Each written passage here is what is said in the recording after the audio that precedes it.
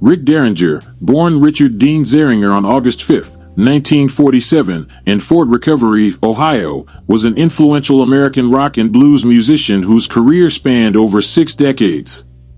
Known for his electrifying guitar work, songwriting talent, and collaborations with major rock acts, Derringer left an indelible mark on the music industry. His life was a journey through the peaks of rock stardom, personal reinvention, and spiritual transformation. Early life.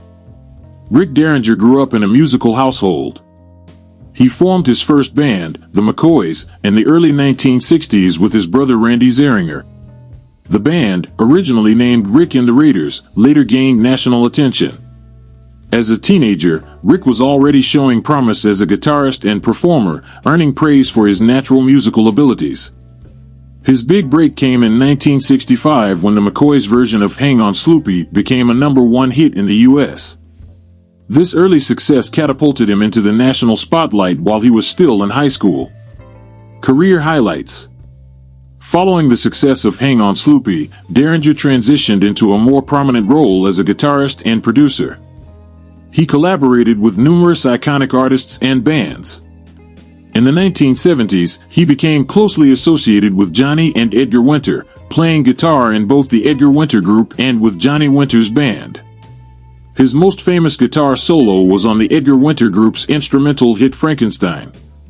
In 1973, he released his debut solo album, All American Boy, which featured the rock anthem Rock and Roll, Hoochie Coo.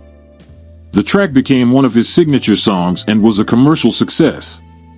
Over the years, Derringer released multiple solo albums and contributed to many other artists' recordings. He produced albums for Johnny Winter and worked with Steely Dan, Alice Cooper, and Cyndi Lauper. Notably, he co-wrote and performed on several theme songs for professional wrestling in the 1980s, including Hulk Hogan's Real American, which became an iconic anthem far beyond wrestling circles. In the 1990s and early 2000s, Derringer's career took a more spiritual turn. He became a born-again Christian and began recording Christian rock music, reflecting his newfound beliefs. He released albums like Aiming for Heaven and Derringer Express, blending rock energy with religious themes.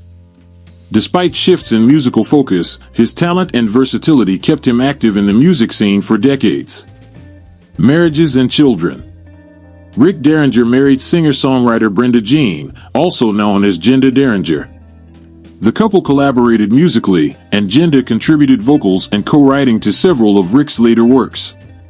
Together, they had 2 children, a daughter named Lori and a son named Marty. Derringer was known as a devoted family man who often expressed his love for his wife and children publicly and in interviews.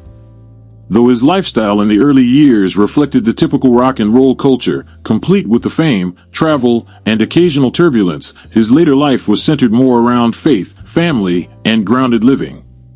Lifestyle and beliefs. Derringer's lifestyle evolved dramatically over time. In his younger years, he lived the fast-paced life of a touring rock musician. But by the late 1990s, he had embraced a quieter and more disciplined way of life. His conversion to Christianity brought significant changes in his personal and professional demeanor. He often spoke about how his faith helped him overcome the excesses and challenges of the music industry.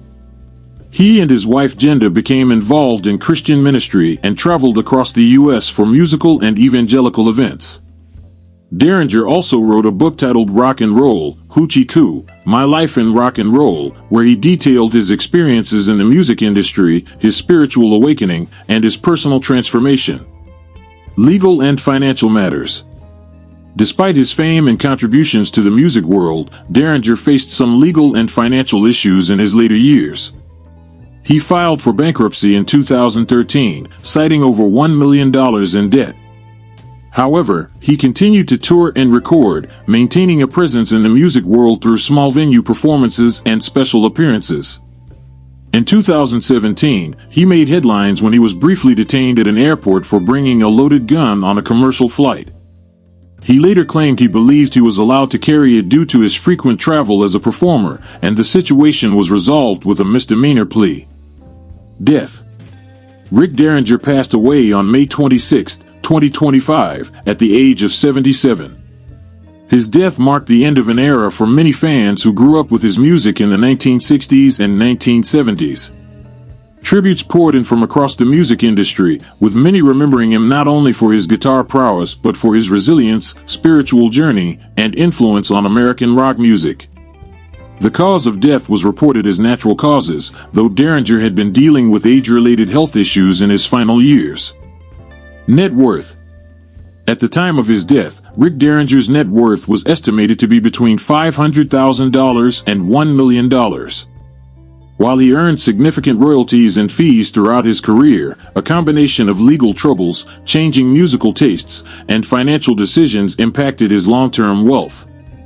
Nevertheless, he remained a working musician to the end, continuing to tour, record, and share his music with fans worldwide.